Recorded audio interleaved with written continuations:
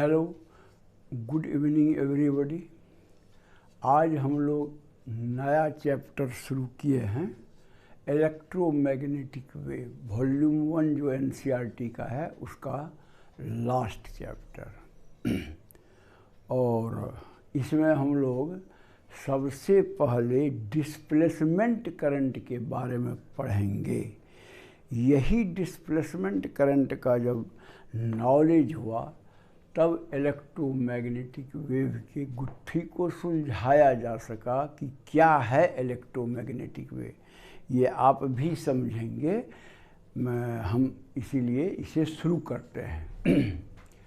Displacement current, देखिए हम लोग एम्पियर्स लॉ जब डिस्कशन कर रहे थे तो उस समय ये चर्चा किए थे कि Ampere's law integration B dot D L over a closed path, वो जो गोल दिया हुआ है इंटीग्रेशन साइन में, मैंने क्लोज्ड पाथ पर, वह बराबर होता है म्यू नॉट आई। तो आई जो है उसी क्लोज्ड पाथ होकर के बहने वाला नेट करंट है। तो ये लॉ तब ही तक वैलिड है जब तक कि करंट या इलेक्ट्रिक फील्ड समझिए कि उस लूप के अंदर में नहीं, मतलब जो चेंज करता है, कांस्टेंट रहता है, तब ही हम मतलब जो एम्पियर्स का ये लॉ लगा सकते हैं। लेकिन यदि इलेक्ट्रिक फील्ड उस लूप के अंदर में चेंज करेगा तो ये लॉ लागू नहीं होगा, एम्पियर्स लॉ। तो इसको समझने के लिए एक एक्सपेरिमेंट किया गया है। मान लीजिए ये एक circular plate, parallel plate capacitor है, जो प्लेट इसका सर्कुलर मान लीजिए, circular plate parallel plate capacitor है। इसमें हम लोग देखिए दो सरफेस लिए हैं। एक ये सरफेस S1 जो पैरेलल प्लेट कैपेसिटर के अंदर है, और दूसरा सरफेस S2 लिए हैं जो उसके बाहर है। तो मान लिया जाए किसी समय में ये करंट जब बहता है तो चार्जिंग के समय में, कहने का मतलब आप तो जानते हैं कि ये कैपेसिटर को हम लोग जैसे ही सप्लाई लाइन से लगाते हैं बहुत जल्दी ही वो फुल चार्ज हो जाता है और करंट बहना बंद हो जाता है। तो लेकिन कुछ टाइम तक जो करंट बहता है, पहले करंट जो है वो कम रहेगा, फिर ये पहले करंट ज़्यादा रहेगा, फिर धीरे धीरे कम हो जाएगा, मतलब, और वो फुल चार्ज हो जाएगा। तो यहाँ पर हम लोग देखते हैं कि दो सरफेस में S1 सरफेस है जो पैरेलल प्लेट कैपेसिटर के अंदर है, उस हो के कोई करंट नहीं बहता है, क्योंकि दोनों प्लेट के बीच तो गैप रहता है और करंट बहने के लिए एक पाथ चाहिए। तो वो पाथ तो उसको मिलता नहीं है, इसलिए कैपेसिटर प्लेट के बीच में जो ये S1 सरफेस है उस हो के कोई करंट नहीं बहता है। लेकिन ये S2 सरफेस जो बाहर है उस होके देखिए करंट जो बाहर हमारा बैटरी से कनेक्ट हो करके जो करंट बहता है वो बहता है इसमें। तो ये सरफेस को हम लोग इस तरह से स्टार्ट कर सकते हैं इसको एनालाइज करना कि देखिए हम लोग सरफेस S2 के लिए अगर लिखते हैं एम्पियर्स लॉ को, तो उसको integration B dot D L equal to mu not I, जहाँ आई जो है वो H2 सरफेस होकर के पार करता है, इसीलिए म्यू नॉट आई हम लोग लिखते हैं। लेकिन सरफेस S1 के लिए हमको क्या लिखना है, क्योंकि करंट तो उस होके 0 है। H2 के लिए तो करंट यही है जो वायर से बैटरी से या सप्लाई लाइन से निकलता है और उसमें प्लेट पर जाता है, तो उसमें तो करंट बहता है। लेकिन S1 में करंट नहीं बहता है, तो वहाँ के लिए एम्पियर्स लॉ अगर हम लोग लिखेंगे तो integration B dot D L equal to 0। तो ये आपको स्पष्ट कंट्राडिक्शन बुझा रहा है इस केस में कि यहाँ एम्पियर्स लॉ ऐसा करंट वाला बाहर और अंदर में बिना करंट वाला। तो ये बहुत बड़ा कंट्राडिक्शन रहा। तो इसको मैक्सवेल इस कंट्राडिक्शन को नोटिस किया और कि ये कैसे हो सकता है, ज़रूर मतलब जो कोई इंटर रिलेशन है बाहरी और अंदर वाले पोर्शन में। तो उन्होंने बड़ी बोल्डली, इसीलिए यहाँ लिखा है कि Maxwell noticed this contradiction and boldly modified this law by considering a mathematical equivalent current through the surface S1।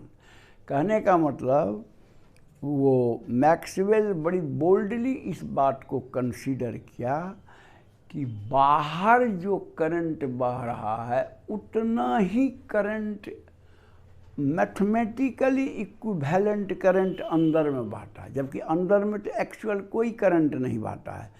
लेकिन उन्होंने एक कंसीडर किया करंट को कि जितना बाहर में करंट है आई, जिसको कंडक्शन करंट कहते हैं, उतना ही करंट अंदर में भी बहता है।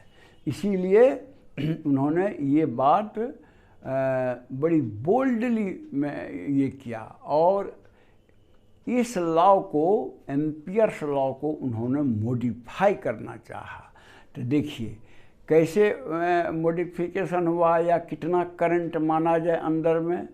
तो देखिए कैपेसिटर प्लेट के बीच तो हम जानते हैं कि इलेक्ट्रिक फील्ड जो होता है किसी भी समय चार्जिंग के टाइम में at any time T E बराबर होता है एफ सिग्मा, यानी सरफेस चार्ज डेंसिटी, प्लेट पर जो चार्ज रहता है surface charge density divided by epsilon not, यानी सिग्मा को बदलेंगे तो Q बाय A, यानी चार्ज पर यूनिट एरिया, जहाँ Q एट एनी टाइम मतलब एट एनी टाइम T मतलब जो एक पर प्लस है एक पर माइनस है।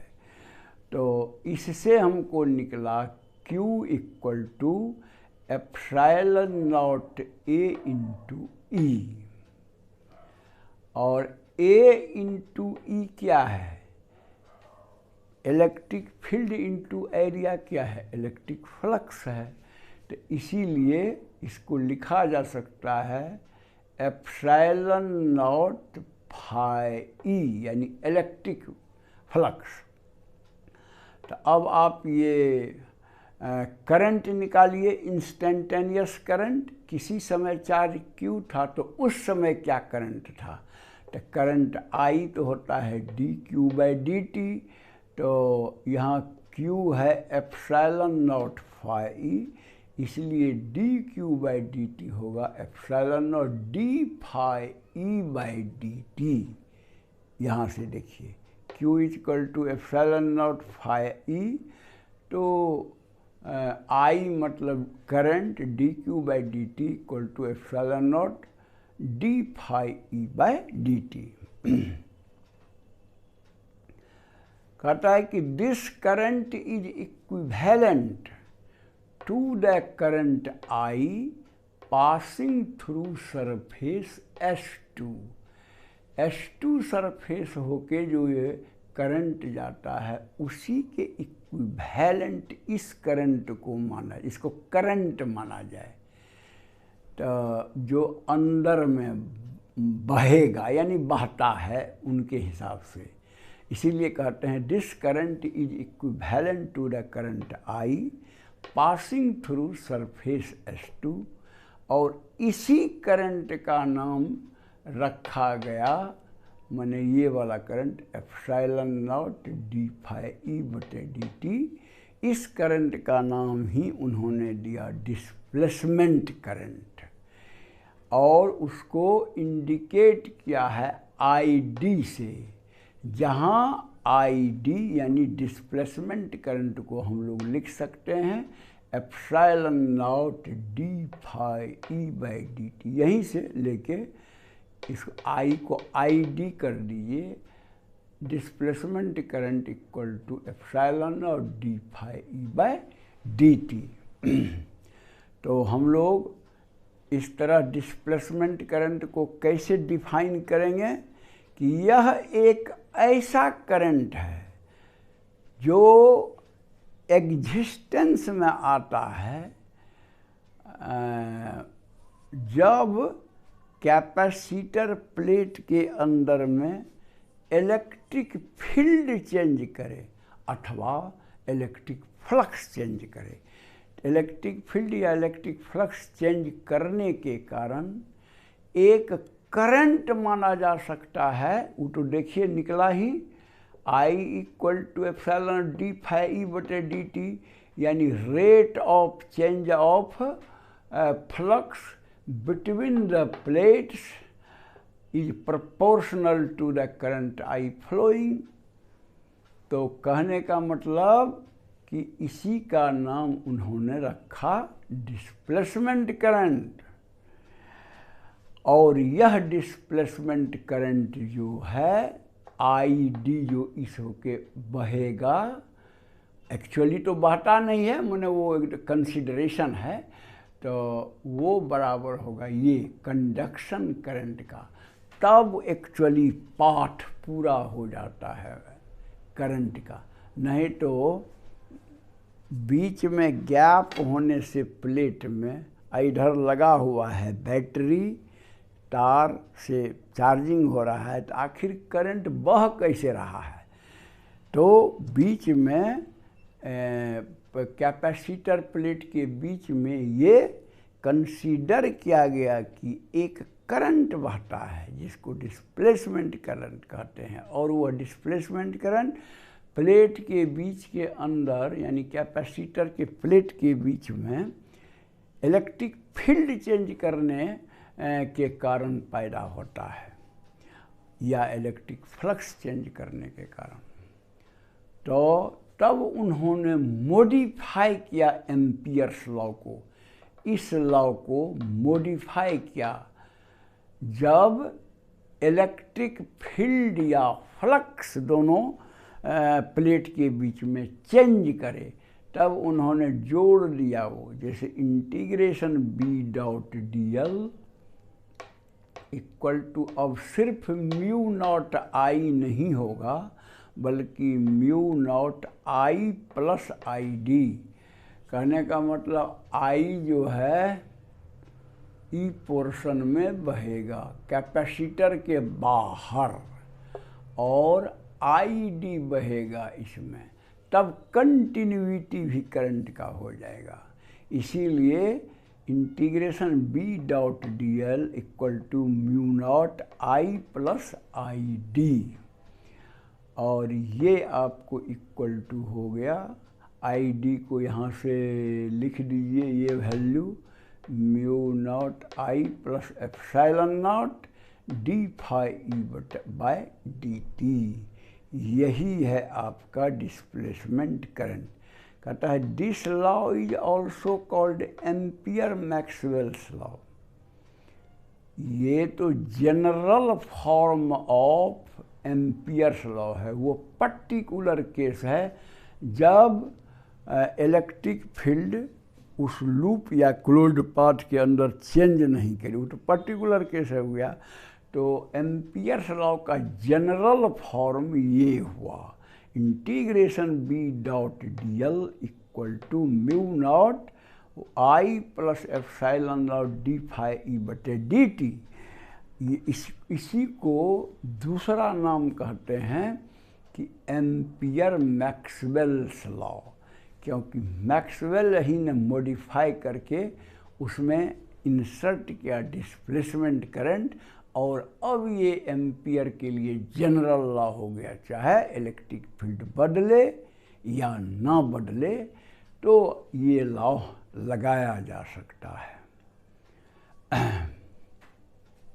हाँ, अब एक चीज़ देखिए और कि ये जो एक्सपेरिमेंट करके इस तरह का लॉ बनाया,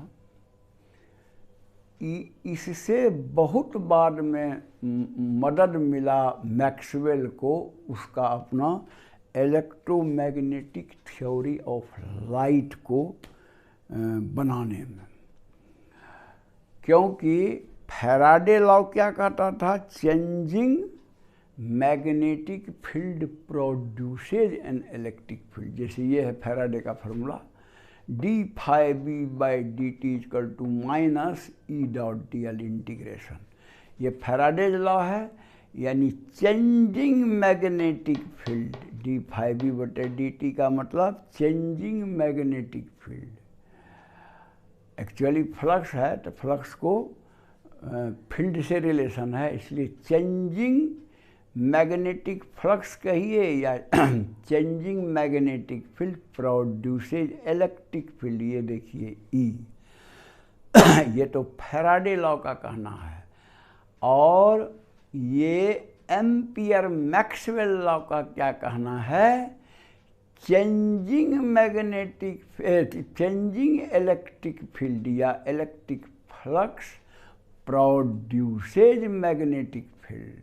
यहाँ देखिए, चेंजिंग इलेक्ट्रिक फील्ड या electric flux produces magnetic field. Faraday law क्या कहता है, changing magnetic field produces electric field. तो ये दोनों जब प्रूफ हो गया तब इलेक्ट्रोमैग्नेटिक वेव को समझने में बहुत मदद मिली, और लाइट भी इलेक्ट्रोमैग्नेटिक वेव है। इसी को अब आगे आप पढ़िएगा कि इलेक्ट्रोमैग्नेटिक वेव है क्या, जिसमें डिस्प्लेसमेंट करंट का बहुत बड़ा महत्व है। इसके कॉन्सेप्ट का मतलब कि changing magnetic field produces electric field and changing electric field produces magnetic field. तो मैं समझता हूँ कि आप समझ गए होंगे। अगर पसंद आया तो आप इसे लाइक कर देंगे, और जो सब्सक्राइब नहीं किए हैं और वीडियो देखते हैं वो प्लीज़ सब्सक्राइब करके बेल बजा दीजिएगा, ताकि आगे जो कुछ भी होगा आपके पास पहुंचेगा मेरा वीडियो, जो आपका बढ़िया से स्टडी चलेगा। दूसरे को मदद करने के लिए चाहते हैं तो आप उस वीडियो को व्हाट्सएप वगैरह से उसको फॉरवर्ड कर लीजिए, उसका भी स्टडी चलेगा। That's all, thank you.